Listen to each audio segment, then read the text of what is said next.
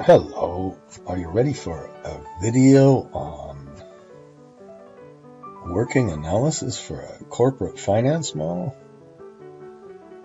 I'm supposed to be a little more perky when I introduce my videos. Let's see. Oh God. So here's what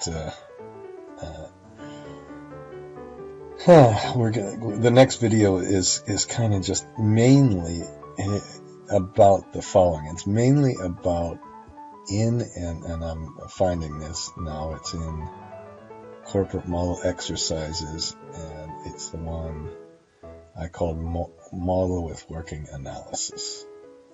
Okay, and it's an ancient exercise. I don't know.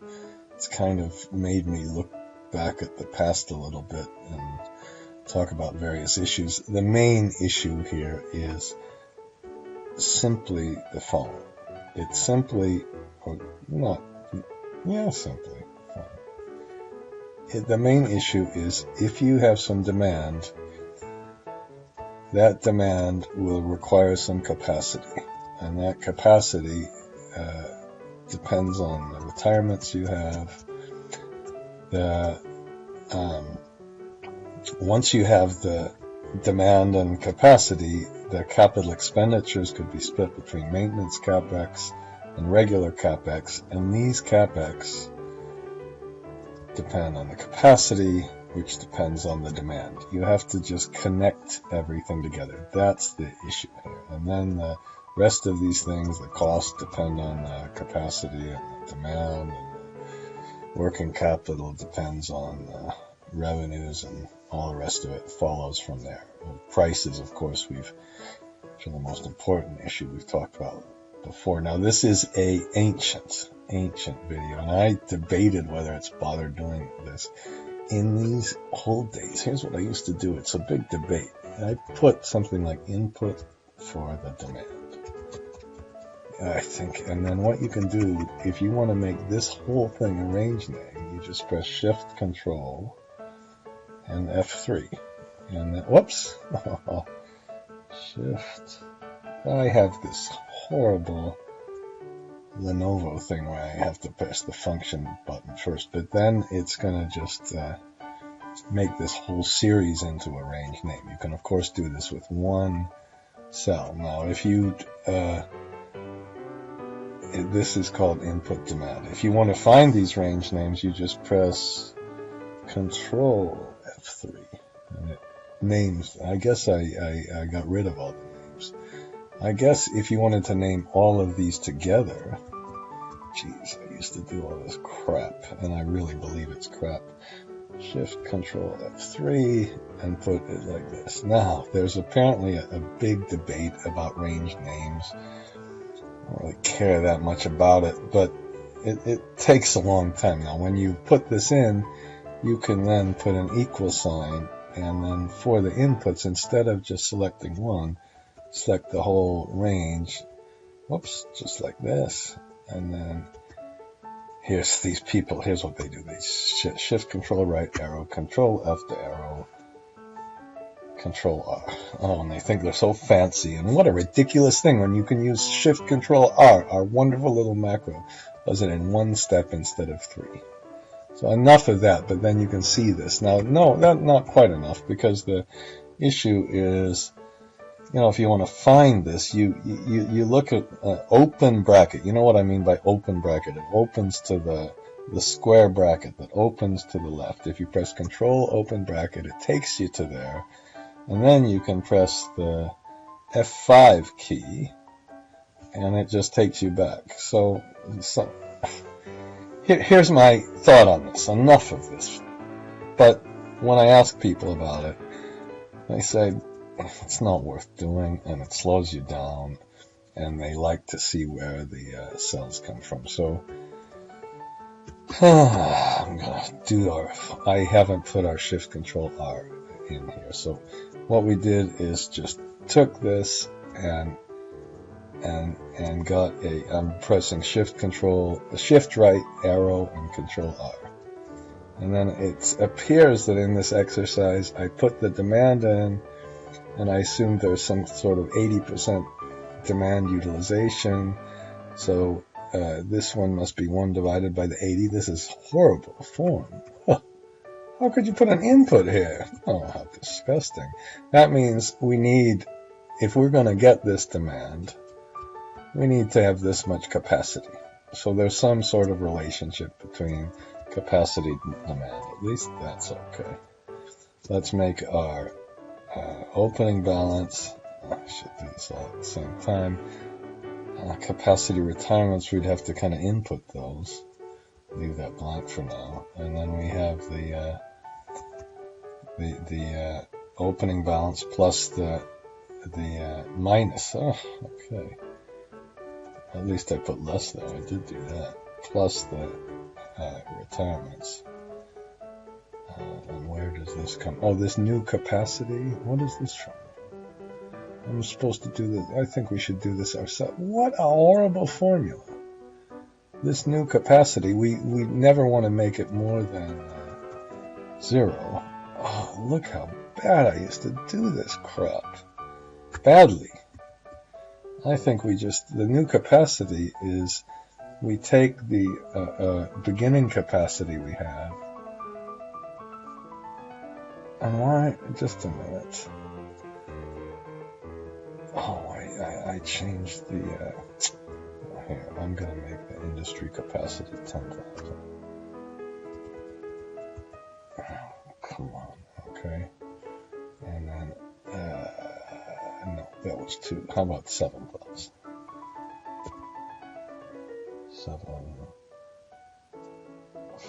5, oh, how's that? Okay, that means, and I'll start, how about we'll start with 1,000. Is this an input? This, oh god, okay, at least this came from the inputs page. So remember, control, open bracket to find the input, and let's put this number as 1,700. Okay, and remember what you do then. I don't know if you can do it after you've changed it. This is a new test for me. Whoops. 1, 2, 3. Okay, that didn't work. My F5. 1, 2, 3, 4, 5. Okay. Nope, it didn't work. Okay. Apparently, you can't change a variable and then go use the F5 again. Sorry about not knowing that. Okay. So, let's do this much better. Let's say what we want to do is take the difference between what we need and what we have. Okay, that's what we want to do. And that's, so in this case, if I would get to my required capacity from here, but then we never want it to be less than 0. So we just take the maximum of that number on 0. I'm kind of glad that I put that horrible formula in there before. Now I'm gonna try it again. Control square bracket, take me to this one. Let's put 1,900 in here. Okay. I'm not gonna try the other one. Okay. To get back, the F5. So now we don't need capacity in this period. Okay. Let's just do this one. All these fancy people, really want my shift control R. What happened? We put some capacity in. Oh, I know the other thing we wanted to do. We might want to round this capacity so it's not a regular number. So we could do that as well. So if we want to round this and put it as a here minus 10. What happens if we do that? Oops. Down. Oops. Oh, shit. How about I'll just put minus 1 first, just to show you. Okay, that just puts it to the nearest. If I put minus 10, it did to the nearest 1,000, and what we need to do is finally round up. So Okay, maybe it wasn't that much. Yeah, I think this is a whole lot better than the other thing. So I could put minus 10. Then it would put 1,000 of capacity in and never need any capacity again. Let's put minus 1. Okay, those are some ideas about the capacity balance, which is kind of one of the most important things. And then let's make our inflation index. Okay, take this one, multiply it by 1 plus the... Okay, there we go. And then we want to split up our maintenance capex and put the maintenance capex really should be a function of the amount of capacity you have. If you have more, so these should have really gone up as the capacity went up. But okay, you understand that. As long as you understand that. And then it appears I put the cost of new capacity per unit, per widget, per kilowatt, per ship, per whatever. And then so we have the new capacity. This was reasonably transparent, times the cost in nominal terms of the new capacity.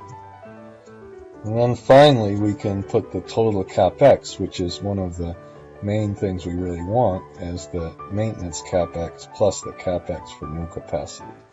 So that's really the theme of this whole exercise is to begin with the capacity and demand. And once you get the capacity and demand, then you move to the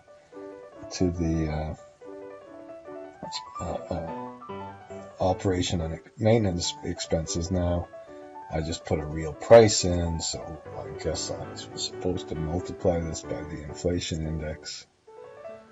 Okay, and then the volume sold, now that all ties together. This is the big deal. We have the demand here, the company demand right up here.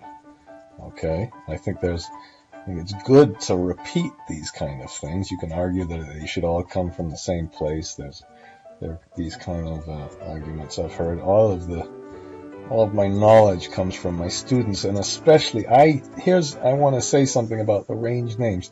Just because you're an Excel expert doesn't mean that you have a better opinion about range names than somebody who hardly ever uses the Excel. The people who should have the opinions are the people who actually don't know all the fancy stuff and have to use these. So the total cost of goods sold, what is that? We have the variable cost per unit and the fixed cost per unit. So, total cost of goods sold. So, why don't we? Okay, I'm going to stop this because I can't remember what to do. Okay, sorry for the little cheating there. The total cost of goods sold, I couldn't remember. It's simply, we said this is all variable. Now, cost of goods sold, you have to be so careful with because it often includes depreciation. So this should have said, we should have, when I did this, made a very careful distinction between depreciation and really cash cost of goods sold. So we're going to take that cost of goods sold and just make that as a percent of the revenues, which is ridiculous in a way too, because it should be a percent of the volume sold somehow. But okay. All right, and then we'll our variable cost. I suppose these were supposed to be different, and that's what was confusing me a little bit. We have the variable cost per unit times how much volumes we're selling.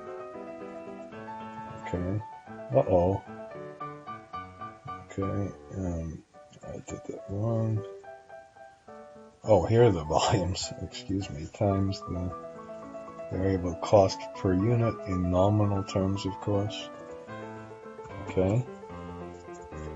And then this is pretty embarrassing. I can't remember how to do my own thing. And then we have the fixed cost times the existing capacity. I guess at that time, it was a little bit transparent, but that was the thing. And then we can add these together. I still struggle with how to make some of these presentations to make them. It might have been nicer to put these somehow all on one line. Okay, and now we're just about finished, because now we can take, if we have 25 days of accounts receivable, that means we have 25 divided by 365.25. Why don't we? You know why I put 2.5? Because of the leap year. You know, we could get real fancy. I don't think it would make a big difference if you use 365, but if you want to just show how fancy you are, okay, let's copy that one, and then now we can just multiply that by our revenues. It's almost not worth saying that if you didn't have your revenues, you couldn't compute this, and you couldn't compute your cost of goods sold. And inventories, we said that, well, that's as a percentage of our cost of goods sold. Okay, and now these should have had some history. This is really embarrassing. All of these should have had history. Even the demand for the whole industry should have had history. That's what we really did in our last one. And the demand for the company and the market share, they should have all had history. And it sounds intimidating, but even if it's hard to get the data, it's much better to have kind of real data. And then I think I did the same thing. I filled this in for you, and then we put we multiply this by the, it says expenses. We'll multiply this by the total expenses, and then to get the working capital, eventually we're going to need the change in working capital. So if we first have to define working capital as the current assets minus the current liabilities, so we'll take that minus that, and then our change in working capital is the difference. Okay, and so far for the working analysis. For me, that was almost interesting. Arranged names and all of this stuff. Okay, 17 minutes. If anybody watched this, I'll be amazed. Oh, I forgot to do my advertising. www.finance Energy Institute, something like that.com. And when I do this, I promise not to, if you take one of my courses, I promise not to waste a whole bunch of time on arranged names. Promise to use history, real history, and all the rest of it. But we will address things like making the capacity really a function of the demand and connecting them all together. Okay, enough of this.